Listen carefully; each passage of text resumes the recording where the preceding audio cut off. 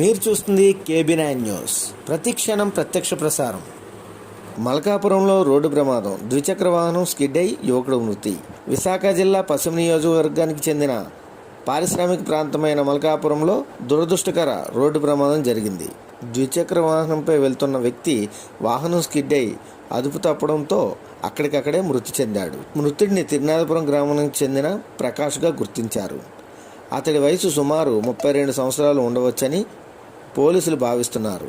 సమాచారం అందుకున్న వెంటనే పోలీసు అధికారులు సంఘటనా స్థలానికి చేరుకొని విచారణ ప్రారంభించారు. ప్రమాదానికి గల కారణాలు పోలీసులు దర్యాప్తు కొనసాగిస్తున్నారు.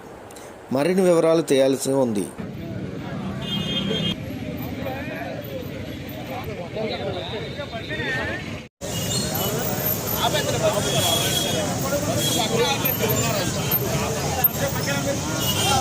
మీడియా